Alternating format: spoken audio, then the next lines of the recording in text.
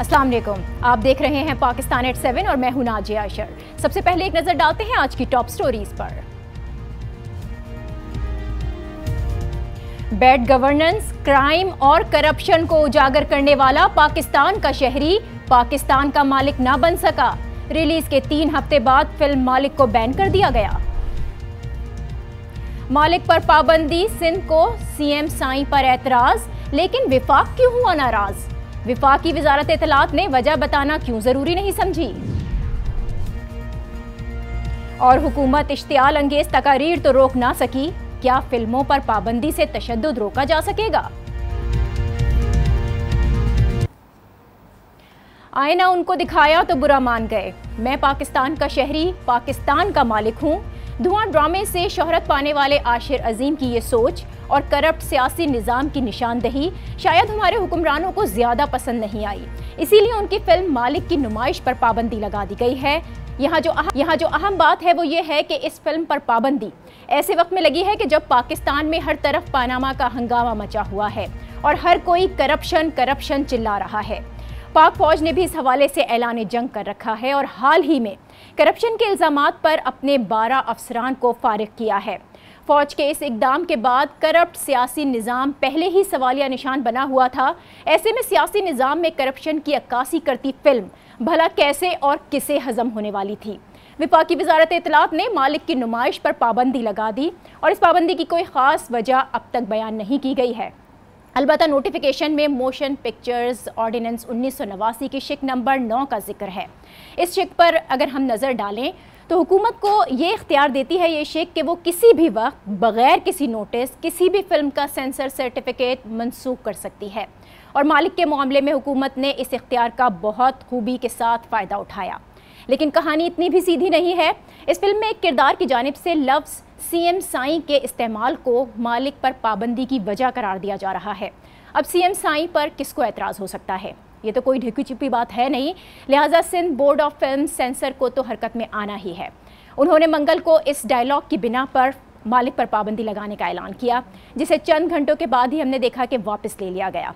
इससे ये तासुर मिला कि शायद मामला रफा दफा हो गया, लेकिन अगले ही रोज़ विफाकी वजारत इत्तलात का नोटिफिकेशन भी जारी हुआ। यहाँ आपको ये बताएं कि ये पहला मौका नहीं है कि करप्शन के खिलाफ आज़ादी इजहार पर किसी को पाबंदी का सामना करना पड़ा हो। लेकिन यहाँ पर सवाल ये पैदा हो रहा है कि मालिक पर पाबंदी किस हद तक दुरुस्त है? क्या सच दिखाना जुर्म है? और क्या सियासी निज़ाम में करप्शन की निशानदही गलत है? क्या बग़ैर वजह बताए पाबंदी लगाना आज़ादी इजहार राय के मुनाफी नहीं? और फिर ज़रा सी तनकीद पर फिल्म को बैन कर देना, क्या ये जमहूरियत है? इन्हीं तमाम सवालात पर आज हम बात करेंगे और हमारे वीडियोज़ में हमें ज्वाइन करने वाले हैं फिल्म मालिक के डायरेक्टर आशिर अजीम। लेकिन पहले एक ब्रेक, देखते रहिए पाकिस्तान एट 7।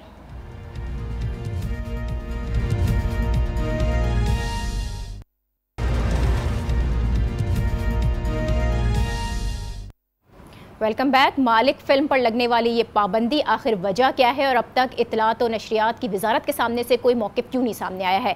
हम बात करेंगे। इस्लामाबाद के ब्यूरो चीफ शौकत पराचा हमें ज्वाइन कर रहे हैं। बहुत शुक्रिया पराचा साहब। विफाकी वजारत इत्तलात ने मालिक की नुमाइश पर जो पाबंदी लगाई है, इस पाबंदी की कोई ख़ास वजह बयान नहीं की गई। आप क्या समझते हैं, क्यों लगाई गई होगी ये पाबंदी? देखिए, डेफिनेट रीज़न्स हैं इस पाबंदी लगाने की। वन मे डिसएग्री और वन मे एग्री, ये अलहदा बात है। But central film sensor board वालों का ये मौक़िफ़ है कि एक तो इस फिल्म के हवाले से बहुत सारी पब्लिक कंप्लेंट्स आई कि इसमें जो स्टेट इंस्टीट्यूशंस हैं उनको क्रिपल होते हुए दिखाया गया। मींस के इस फिल्म में बहुत सारी ऐसी विजुअलाइजेशन है जहां लगता है कि स्टेट की कोई अथॉरिटी नहीं है, कोई रिट नहीं है और पाकिस्तान बजाते खुद एक स्टेटलेस कंट्री है। दूसरी कंटेंशन जो सेंट्रल फिल्म सेंसर बोर्ड ने बताई है उसके मुताबिक ये है कि बहुत सारे जो एथनिसिटीज़ हैं पाकिस्तान में उनकी तरफ से कंप्लेंट आई हैं। पठान, बलोच और सिंधी जो कम्युनिटीज़ हैं उन्होंने कंप्लेंट्स भेजी हैं, बाकायदा रिटर्न भेजी हैं। तीसरी इंपॉर्टेंट चीज़ जो है वो एक नेशनल प्लान ऑफ एक्शन के हवाले से भी एक रीज़न आई है कि इस फिल्म के आखिर में एक कैरेक्टर है जो कि अफ़गान जिहादी मुजाहिद है और उसकी इस कंडीशन में डेथ हुई है कि उसको हीरो बनाया गया और कहा गया है कि ये नेशनल एक्शन प्लान की जो स्पिरिट है उसके ख़िलाफ़ है। उसके बाद फिर इस कंटेंशन में एक और चीज़ भी है कि सियासतदानों को मसलसल फाइनेंशियली एंड मॉरली करप्ट दिखाया गया है और फिल्म सेंसर बोर्ड के मुताबिक बहुत सारे पॉलिटिकल वर्कर्स और पॉलिटिकल पार्टीज़ की तरफ से भी उनको ये कंप्लेंट्स आई हैं। एक पर्टिकुलर सीन है इसमें जो मैं एथनिसिटीज़ और कम्युनिटीज़ की बात कर रहा था कि एक पश्तून गर्ल को एक सिंधी पॉलिटिशियन रेप कर रहे हैं, बुरी बात है बयान करते हुए, बट रीज़न जो साइट की गई हैं उसमें ये भी है और पख्तून कम्युनिटी की तरफ से बहुत सारी उनको कंप्लेंट्स गई हैं। जो कंप्लेंट हवाला दिया, इसके अलावा जो चीज़ें हमें नज़र आती हैं नेशनल एक्शन प्लान के तहत, यकीनन कुछ ऐसे सीन्स होते हैं, बहुत सारी मूवीज़ आती हैं जिसमें बहुत तशद्दुद मारधाड़ भी दिखाया जाता है और इस तरह की चीज़ें भी होती हैं जो कि इंस्टीट्यूशंस के लिए ठीक नहीं होती। आप नहीं समझते कि अगर इस तरह के कुछ सीन्स थे तो उनको निकाला जा सकता था, सेंसर किया जा सकता था? ये तो एक सवाल हो गया जो कि तनकीद का निशाना बन रहा है। हम सोशल मीडिया पर भी देख रहे हैं कि पूरी एक कैंपेन चल रही है। दूसरा जो इसका पहलू है वो ये है कि नेशनल एक्शन प्लान की अगर हम बात करते हैं तो इश्तियाल अंगेज़ तकारीर भी तो नेशनल एक्शन प्लान और इसके अलावा जो उसके 20 निकात हैं उसमें से कितने निकात पर अब तक अमल हो सका है? सिर्फ फिल्म पर या एंटरटेनमेंट पर पाबंदी लगाने से तो ये मामला नहीं हल होने वाला।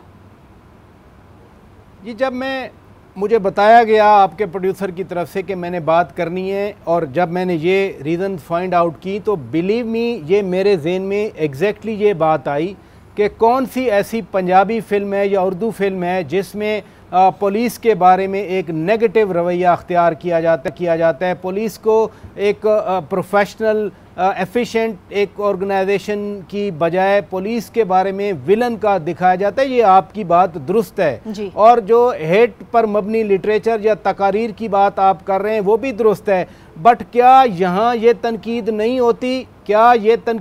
होती कि इस तरह की जो स्पीचेज़ हैं वो नहीं होनी चाहिए? बाकायदा गवर्नमेंट पर तो ये क्रिटिसिज्म आ रहा है कि आज तक नेशनल एक्शन प्लान पर अमल दरामद क्यों नहीं हुआ और हेट स्पीचेस क्यों नहीं हुई। जो बात आपने बड़ी वैलिड बात उठाई कि अगर इस तरह के सीन थे तो पहले वो काट दिए जाते, क्योंकि ये लाइव फिल्म तो चल नहीं रही थी। पराचा साहब, अब ये जो सीन थे वो काटे क्यों नहीं गए और क्यों शामिल किए गए, इस पर जरा हम बात कर लेते हैं। जो हिदायतकार आशिर अजीम है उन्होंने भी हमें ज्वाइन किया है। बहुत शुक्रिया आशिर, हम तो इंतजार कर रहे थे स्टूडियोज में, आप तशरीफ लाने वाले थे, लेकिन बहरहाल अब फ़ोन पर ही आपसे बात कर लेते हैं। ये कहिएगा कि आपने करप्शन के खिलाफ फिल्म बनाने का फैसला तो किया था, लेकिन इस तरह के सीन्स जिन पर एतराज़ उठाया जा सकता था, आपका नहीं ख्याल कि वो फिल्म से निकाल देने चाहिए थे? देखिए जी, मैंने तो एक फिल्म बनाई है और मेरे ख्याल में वो सीन्स ठीक थे तो मैंने फिल्म में डाले हैं। तो अगर वो सीन्स गलत थे तो आप मुझे बता देते, मैं हटा देता। अब मैंने आपको वो फिल्म दिखाई, आपने मुझे सेंसर सर्टिफिकेट दिया और ये तो अब आप कह रहे हैं ना कि आपका ख्याल ये है। देखिए, उसकी अथॉरिटी तो सेंसर बोर्ड है। सेंसर बोर्ड ने अगर वो अप्रूव किए तो इसका मतलब वो सीन ठीक थे। ठीक है, आपका पॉइंट बहुत वैलिड है कि यही बात मैं अभी शौकत पराचा साहब से भी कर रही थी कि अगर सीन्स थे तो उनको निकाल देना चाहिए था। क्या आपको पहले से अंदाज़ा था कि ऐसा हो सकता है? और आज सुना है कि आप कोर कमांडर से भी मिले थे, इस मुलाकात में क्या इस फिल्म पर कोई बात हुई है? कौन कोर कमांडर से मिला था जी? कुछ इस तरह की खबरें थी कि आज आपकी मीटिंग हुई है, तो क्या फिल्म से मुताल्लिक कोई बात हुई है, कोई कानूनी कार्रवाई करेंगे आप? नहीं जी, मेरी तो किसी से मीटिंग नहीं हुई है, पता नहीं किसने उड़ाई है।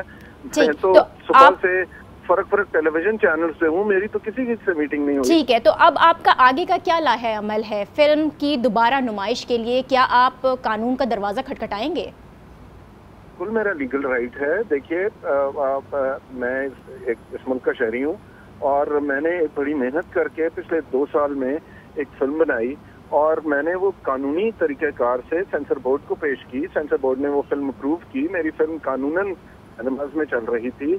उसे अनसेरेमोनियसली इस मुल्क की हिस्ट्री में पहली फिल्म है जिसे किया गया।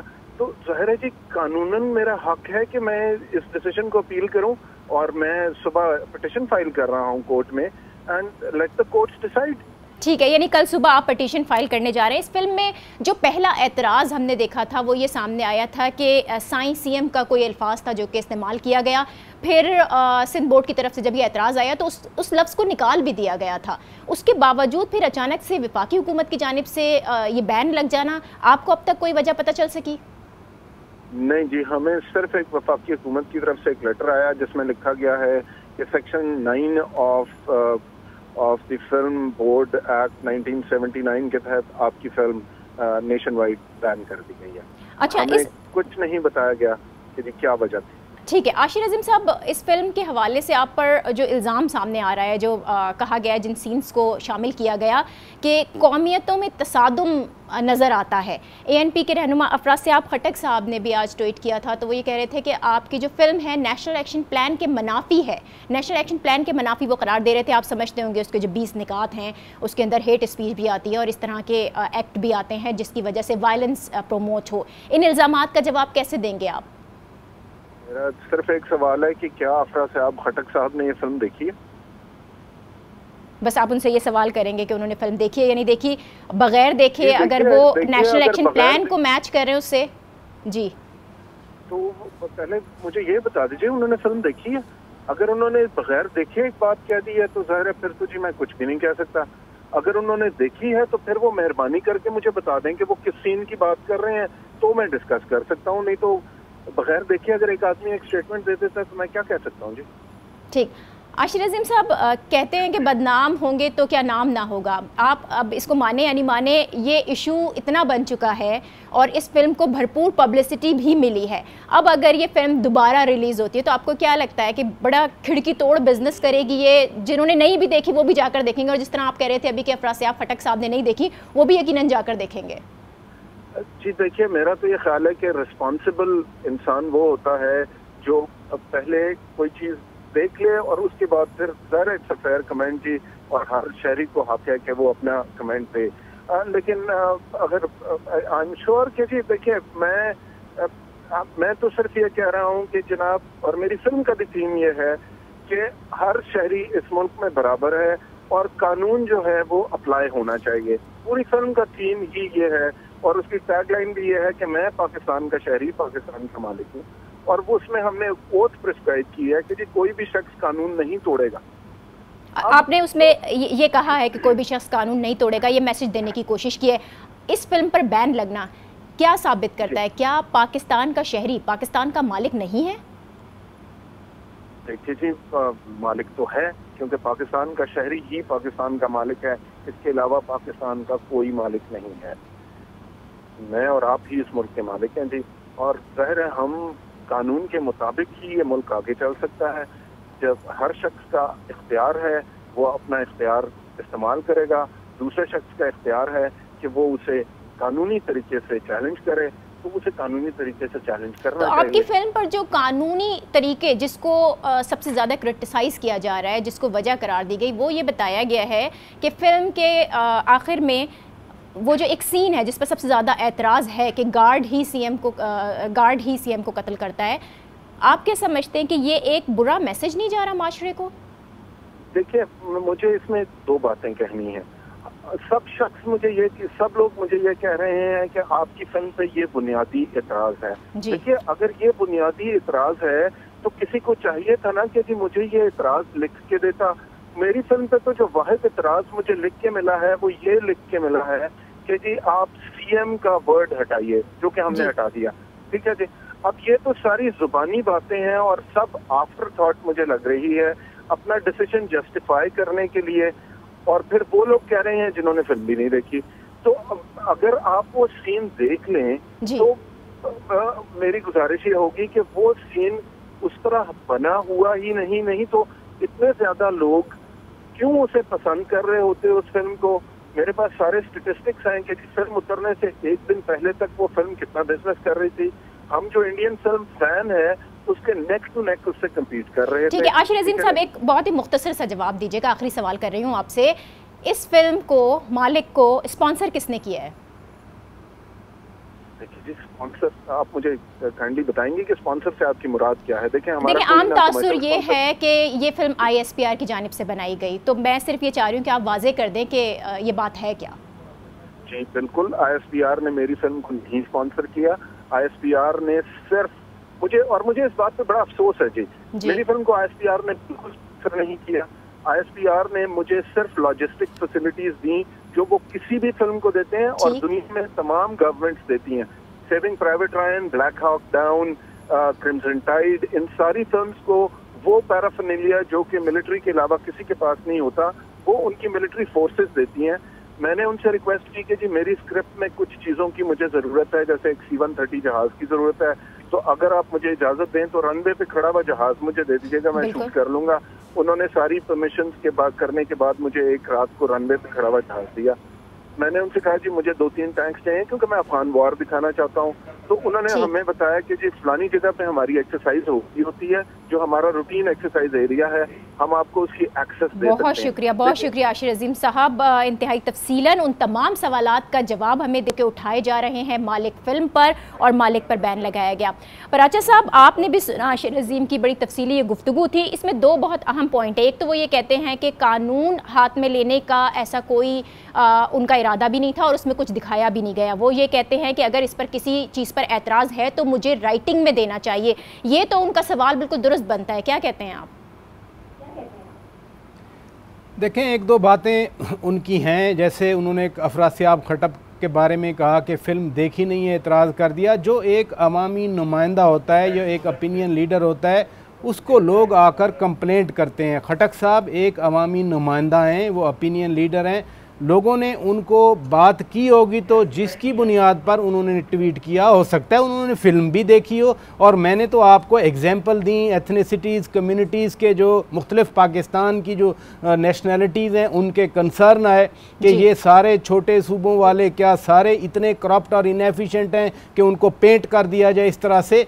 दूसरी बात जो बात कर रहे थे, ठीक है पराचा साहब, बहुत शुक्रिया आपका। पराचा साहब हमारे साथ थे और मालिक फिल्म पर होने वाली ये डिबेट ये अभी जारी रहेगी जब तक कि वो बैन हट नहीं जाता। लेकिन हमें ये देखना होगा कि करप्शन और तशद्दुद को अगर पाकिस्तान से ख़त्म करना है तो सिर्फ एक फिल्म पर पाबंदी लगाने से ये मसला हल नहीं होगा। इसी के साथ अब मुझे दीजिए इजाज़त, कल आपसे फिर मुलाकात होगी। अल्लाह हाफ़िज़।